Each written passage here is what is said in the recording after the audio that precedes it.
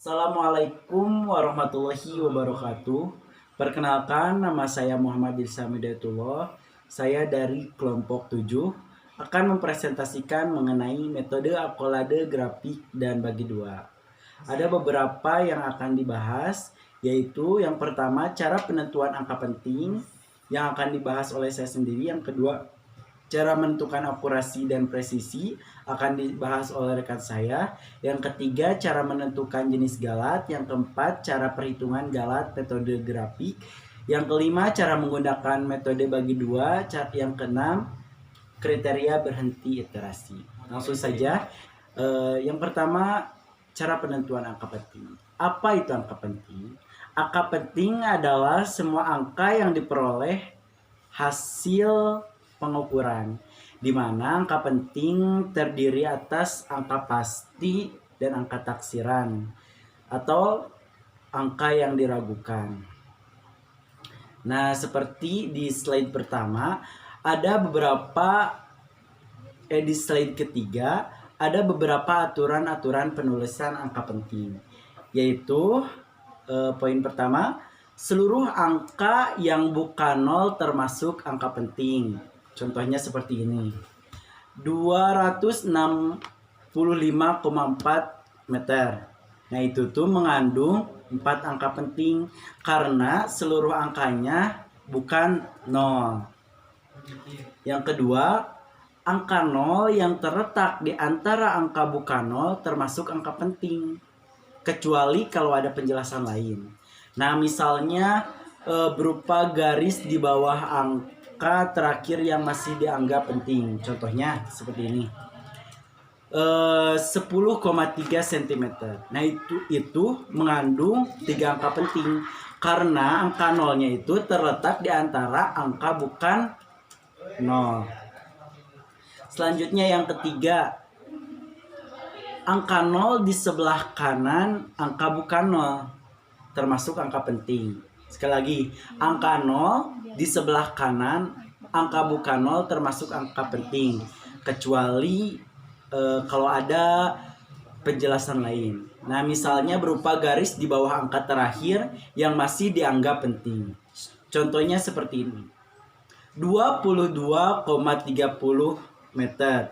Nah, itu mengandung 22,300 meter. Nah, itu mengandung 4 angka penting karena angka 0 di sebelah kanan, angka bukan 0. Nah, itu tuh termasuk angka penting. Beda halnya kalau seperti ini. 1250 meter.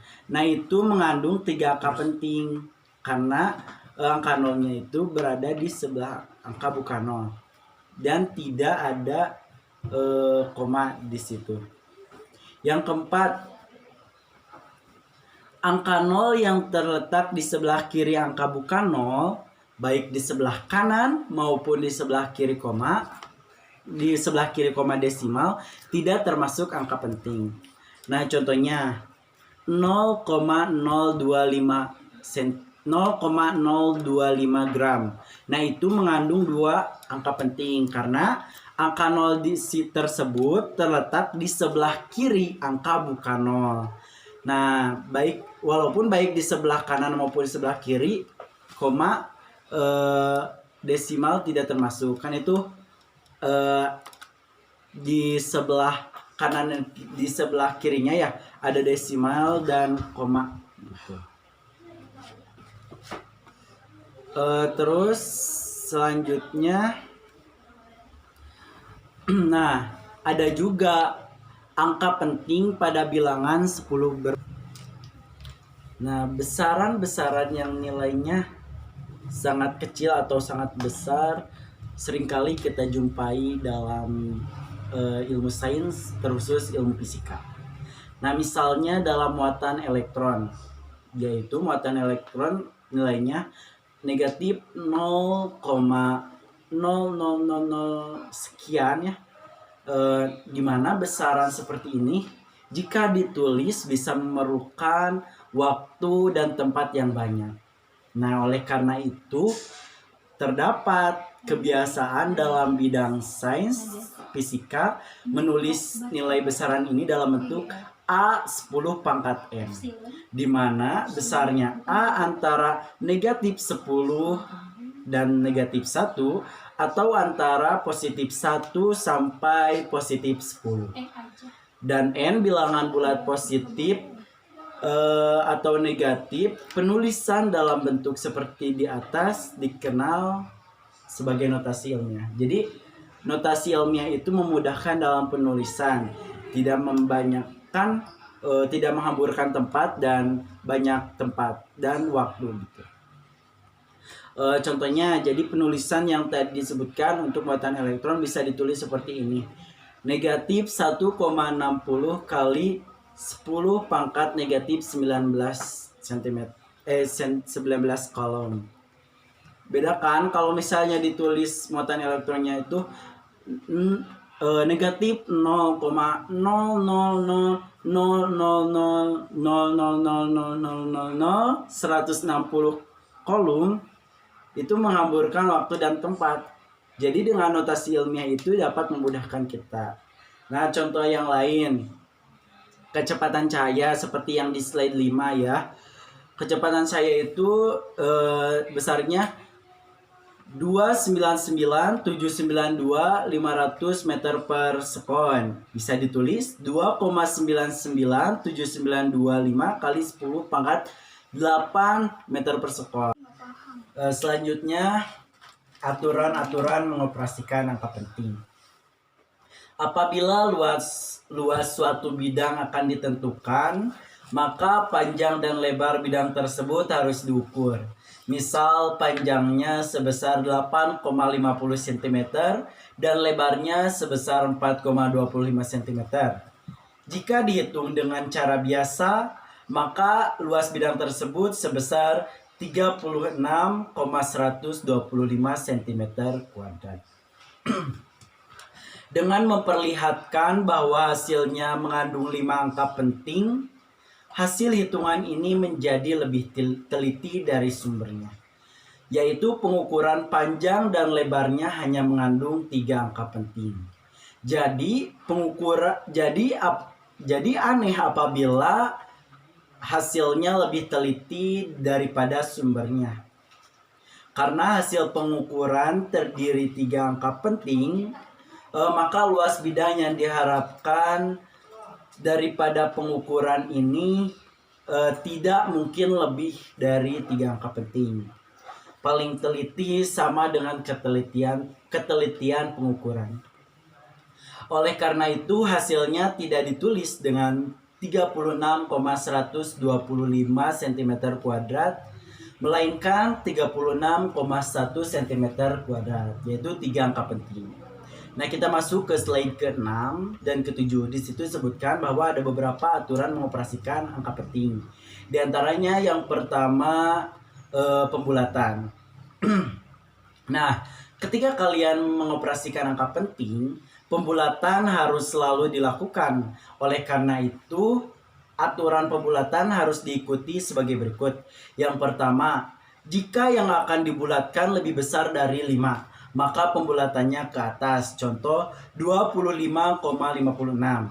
Nah, itu merupakan 3 angka penting, yang mana pembulatannya akan menjadi 25,6. Yang selanjutnya, jika yang akan dibulatkan kurang dari 5, maka pembulatannya ke bawah. Contoh 25,54. Nah, itu kan ke bawah, dibulatkan menjadi 25,5. Contoh yang lainnya lagi, 0,273 menjadi 0,27 aja gitu. Karena pembulatannya ke bawah. Terus yang ketiga, jika yang dibulatkan memiliki angka terakhir 5, maka pembulatannya dilakukan sedemikian rupa sehingga angka penting terakhir selalu genap. Contoh 25,55 menjadi 25,6 dan 25,45 menjadi 25,4, terus 0,273 menjadi 0,27 dan 0,265 menjadi 0,26. Nah, aturan selanjutnya penjumlahan dan pengurangan. Pada waktu penjumlahan bilangan-bilangan tidak eksak atau angka penting, maka hasil terakhir hanya boleh mengandung satu angka ragu-ragu dengan memperhatikan sebagai berikut. Yang pertama, angka ragu-ragu ditambah atau dikurang dengan angka ragu-ragu menghasilkan angka ragu-ragu. Yang kedua, angka pasti ditambah atau dikurang dengan angka ragu-ragu maka menghasilkan angka ragu-ragu. Nah, yang ketiga, angka pasti ditambah atau dikurang dengan angka pasti maka menghasilkan angka pasti. Contohnya seperti ini. 215,3 itu merupakan ada 3 angka ragu-ragu. Terus 25,45 itu ada 5 angka ragu-ragu. Jika dijumlahkan menjadi 240,75. Nah, 75 tersebut merupakan angka ragu-ragu. Jadi hasilnya jika dibulatkan 240,8 karena mengikuti ke atas gitu. Nah, 8 tersebut merupakan angka ragu-ragu. Terus pengurangannya, contoh 127,74 dikurang 12,5 akan menghasilkan 115,24 dan jika dibulatkan menjadi 100,15,2. Angka ragu-ragunya dibulatkan ya. Terus mengalih dan membagi. Pada waktu mengalihkan dan membagi bilangan tidak eksak dengan bilangan eksak, hasilnya mengandung angka penting yang paling sedikit di antara yang diperkalikan atau dibagi tersebut. Contohnya 2,50 kali 2,5 maka menghasilkan 6,25 menjadi 6,2. Jadi mempunyai 2 angka penting. Terus 2,50 kali 2,50 maka hasilnya 6,25 menghasilkan 3 angka penting. Dan jika contoh yang dibaginya 6,25 dibagi 5,0 maka menghasilkan 2,5. Jadi 2,50 ya, itu mempunyai 3 angka penting. Selanjutnya yang memangkatkan. Nah, bila suatu bilangan non-eksak dipangkatkan, hasilnya memiliki angka penting sebanyak angka penting bilangan yang dipangkatkan. Nah, contohnya 3,25 pangkat 2. Maka hasilnya 10,5625. Jadi jika dibulatkan 10,6. Nah, hasilnya itu 3 angka penting karena 3,25 terdiri dari 3 angka penting. Jadi hasilnya juga 3 angka penting setelah dibulatkan dari 10,5625 menjadi 10,6. Dan seterusnya. Yang selanjutnya terakhir menarik akar. Nah, akar pangkat 2 atau lebih dari suatu bilangan eksak hasilnya memiliki angka penting sebanyak angka penting dari bilangan yang ditarik akarnya. Contoh